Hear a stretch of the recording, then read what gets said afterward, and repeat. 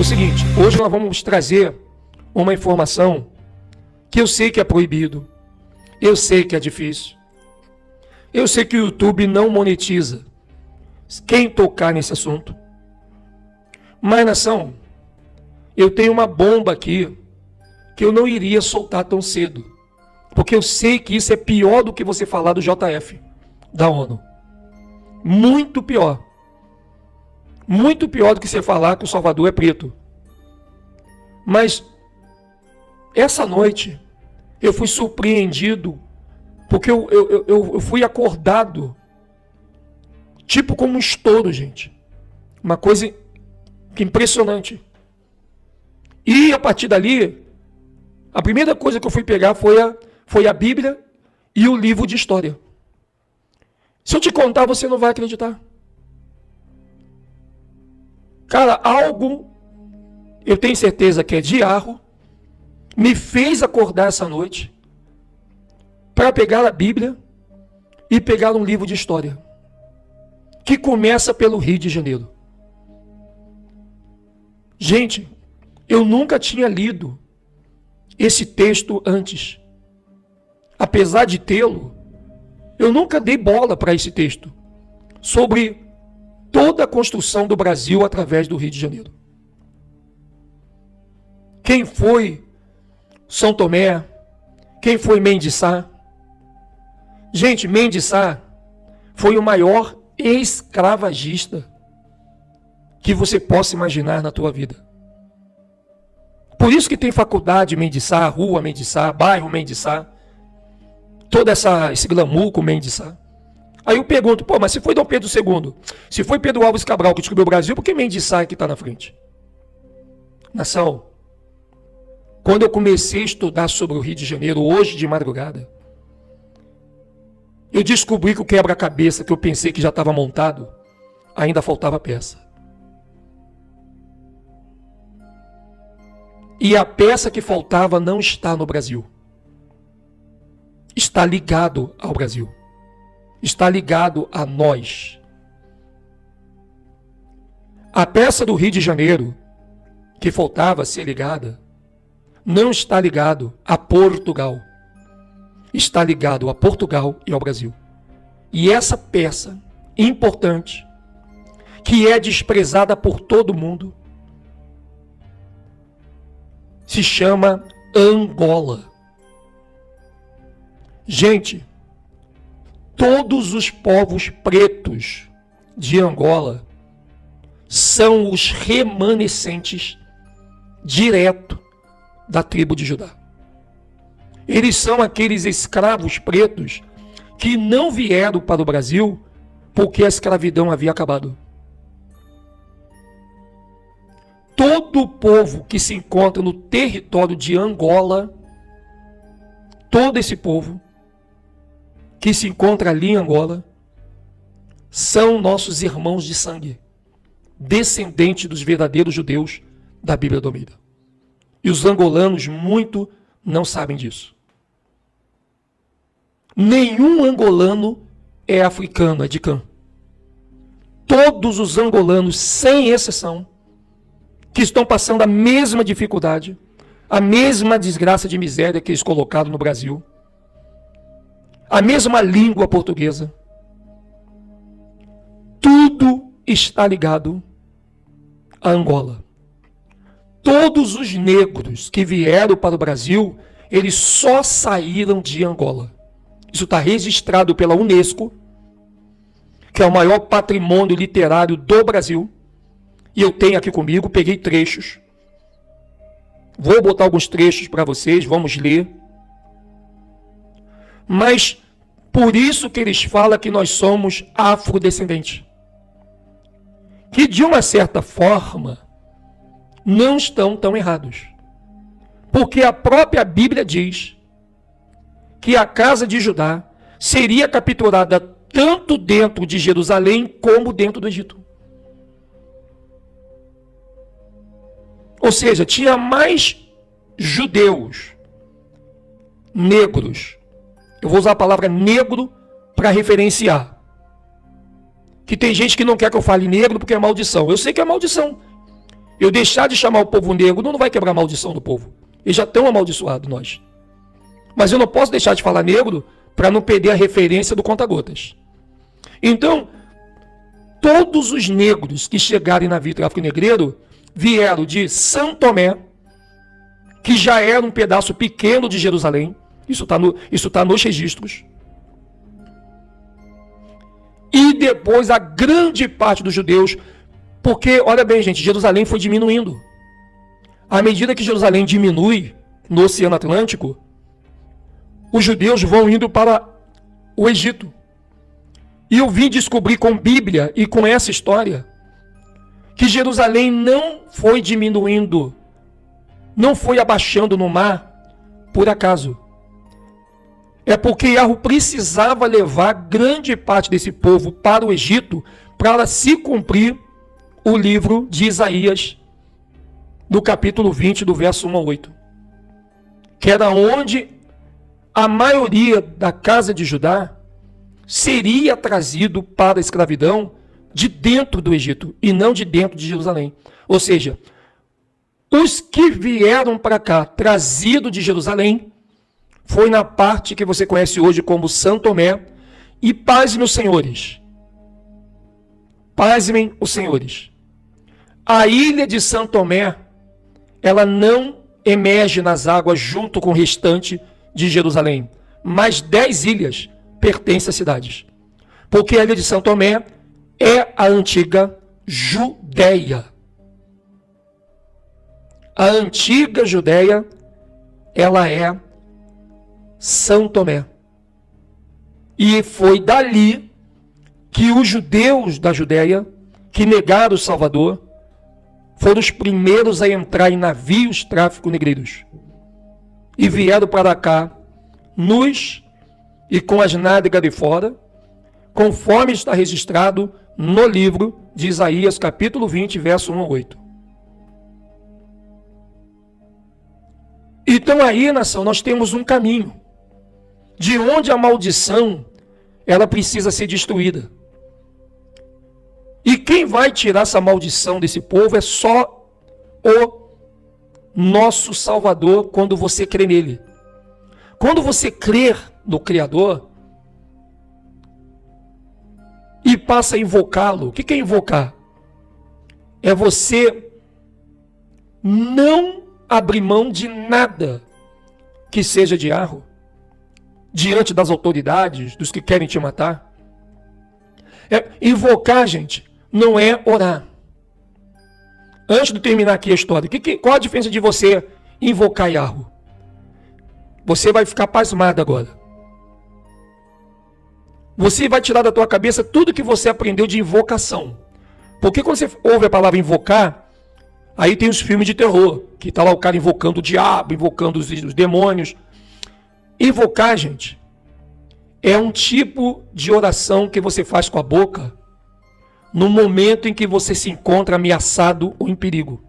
Por exemplo, vamos supor que alguém entra aí na tua casa e diz que vai te matar se você não parar de falar esse nome do Salvador. Então, na frente dessa pessoa que quer te matar, você pede socorro ao Criador. A pessoa ouve você pedir. Isso é invocar. E aí Yahweh vai e te salva da mão dessas pessoas. Por isso que ele fala, aquele que me invocar, aquele que crê e invocar o meu nome, será salvo. Ou seja, não é salvo somente para o reino dos céus. É salvo de qualquer perigo que você estiver passando. Você está na rua, vem alguém, vai te assaltar, vai fazer alguma coisa, você vai lá e invoca o nome de Yahushua. E Yahushua, eu estou em apuros, me ajuda. Ou você pode intimidar o assaltante, ó, eu vou chamar Yahushua. Yahushua, quem é esse cara? E invocar. Todos que invocar o nome, porque tem gente que crê em Yahushua, mas não invoca o nome dele quando está em perigo. Muito forte, né, nação? Ele até diz para invocar ele no dia da angústia. Até o Jurandir Ramos colocou ali. Invocar, gente, é um tipo de oração com a boca. que você só pode fazer quando você estiver em momentos de angústia. Alguém te perseguindo, alguém tentando te entristecer, alguém tentando te prejudicar. Mas se essas pessoas não estão perto de você, não precisa invocar. Você não precisa invocar alguém que te ameaça, mas não está perto de você. Você só invoca quando o mal está diante de você.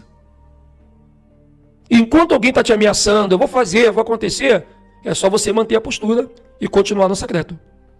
Mas se alguém vier até você, abrir a porta da tua casa com uma arma, apontar para a tua cabeça e dizer, eu vou te matar, naquele momento você tem que invocar. E tem exemplos disso na Bíblia. A palavra a invocação era a oração mais feita no Velho Testamento, porque não tinha um secreto ainda. Toda vez que alguém, você vê, por exemplo, um ônibus está sendo assaltado, e está lá o assaltante assaltando a fileira das pessoas. Quando o assaltante chegar em você, você calmamente diz, olha, eu vou chamar Yahushua. Se você tiver essa coragem, eu não posso aqui descrever o que vai acontecer, porque são acontecimentos que acontecem na hora, que vai te surpreender. Isso é invocar. Por isso que ele fala, aquele que crê em mim e me invocar, será salvo. O que é invocar? Pedir minha ajuda, pedir o meu socorro, pedir por mim. Você compreende? Isso é invocar. E isso não é ensinado nas religiões. As religiões nem usam a palavra invocar, porque os pastores evangélicos, eles vêem tanto filme de terror, que eles têm medo de usar a palavra invocar, pensando que invocação é só para demônio. Então isso é importante você ter aqui. E os nossos amados de Angola, eles precisam saber que eles também são o nosso povo. Nós temos que acordar Angola. E o canal Último Dias vai fazer isso agora. Todos os angolanos, todas as pessoas que são de Angola, são o remanescente de Romanos 11. Aqueles que não vieram para a escravidão, porque aquele momento a escravidão acabou. Então eles não vieram para a escravidão. E cresceram dentro do Egito, dentro da África. Todos os nossos irmãos angolanos, gente, nós temos que estender a mão para a África. Pedir Yahweh para abençoar esses nossos irmãos. Mas e os outros, Edson? Calma, gente. Os outros irmãos africanos que estão na África, que são de Cã, tem outra tratativa. Fica tranquilo que Yahweh não faz acepção de povo, não. Mas eu estou falando aqui especialmente para Angola, porque os angolanos não têm noção de que, apesar de eles estar morando dentro da África, eles são povos de Jerusalém.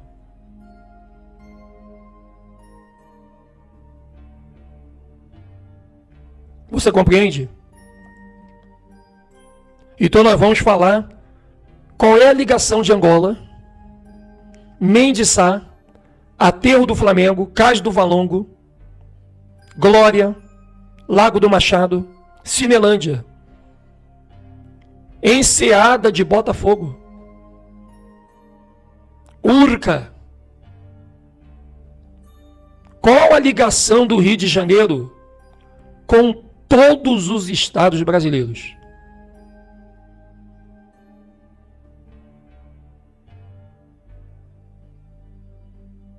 Isso é importante vocês entenderem.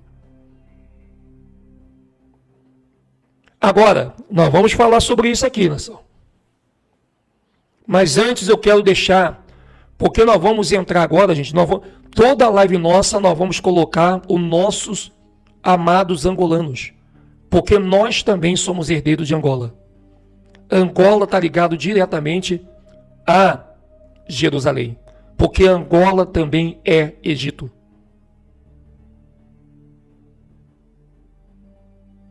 Os angolanos, eles moram dentro do Egito, que foi dividido pelos Askenazi. Egito não é só esse pedaço de país que nos deram. Gente, a palavra Urca, Gávea, Botafogo, Flamengo, nós temos todas as datas, nomes. Isso vai envolver Temiminóis, isso vai envolver Tupiniquins, Tupinambás. Você sabe que os Tupiniquins, eles se unem com os Temiminóis e com os portugueses, que eram os ingleses, lá no século XVI. Para defender a Baía de Guanabara do lado de Niterói, quando o outro lado da Baía de Guanabara, que é Rio de Janeiro, estava sendo tomado pela França e os Tupinambás. Ou seja, a França e a Inglaterra, a primeira coisa que ela faz é criar um partido no meio dos índios. O primeiro partido foi criado no meio dos índios, que depois se nomeou Arena e MDB. O MDB e Arena não é um partido nosso, é um partido indígena que serviu como modelo depois para dividir também o povo brasileiro. Então a França, ela finge que está contra Portugal, que é dos ingleses. Eles tomam a Baía de Guanabara, que era dividida em dois lados. Aí você tem o lado do Rio de Janeiro, o lado de Niterói. Quando não era nem o nome Niterói ainda. Nós vamos trazer isso para vocês com exclusividade. E ele divide 3 clãs dos Incas, da tribo de Azé. No Rio de Janeiro tem a França com os Tupinambás, e em Niterói tem Portugal, que é dos ingleses, com os Tupiniquins e os Temiminóis. Então, os próprios franceses e ingleses fingem ser inimigos para tornar inimigos índios. É o que eles fazem hoje na política. Os políticos fingem ser inimigos para que da tua casa tenha uma direita e esquerda. Se é que você está me entendendo. São táticas usadas dentro da pré-configuração do que eles chamaram de técnica para a escravidão. E nós vamos trazer esse momento, Tupiniquim, Tupinambá, com o que isso tem a ver com Angola. Porque esses 3 povos que vocês estão ouvindo, eles precisavam de reforço dos seus irmãos que estavam em Angola. E Angola, gente, só tem a casa de Judá. Quem tiver em Angola hoje, que não seja a casa de Judá, está governando Angola. Todos os angolanos estão na mão de quem vai lá para governar. Por que você acha que o Edir Macedo é fissurado por Angola? Sendo a África do Sul tão grande. Ele não podia ir para Moçambique? Ele não podia ir para o Congo? Ele não podia ir para a Nigéria? Por que o Edir Macedo quer logo Angola? Por que as igrejas evangélicas têm os seus olhos em Angola? Por causa do povo que não fez parte da escravidão, que tem uma herança de remanescente diferente dos que foram escravos. E os falsos JF da ONU precisa dominar esse povo. Porque esse poder de dominância só é adquirido dos judeus remanescentes através de domínio.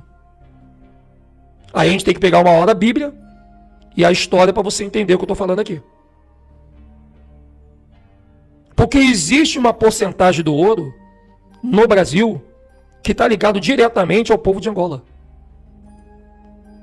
Diretamente. Que sem Jerusalém, os angolanos não vão conseguir ter essa herança. Que os askenazes querem pegar antes do terremoto. Então nós vamos trazer detalhes aqui para você. Compreende? Detalhes importantes que você não pode deixar passar na tua vida. Mas antes de eu começar a entrar na história que vai ligar Brasil, Angola, Mendes Sá, eu quero dizer para você uma outra informação mediante a essa nova trajetória do canal. Porque o canal agora vai estar ligado Brasil-Angola, E o mundo todo depende desse caminho. Infelizmente. Todo mundo depende desse caminho, até os próprios Ashkenazi. Só que nós estamos sendo hoje, gente, bombardeado pela própria plataforma. A plataforma, ela retirou um vídeo do canal Últimos Dias. E disse que o vídeo era apologia ao ódio. Sabe por quê? Porque eu botei o título do vídeo, um trecho do livro de Isaías, capítulo 20, verso 1 a 8.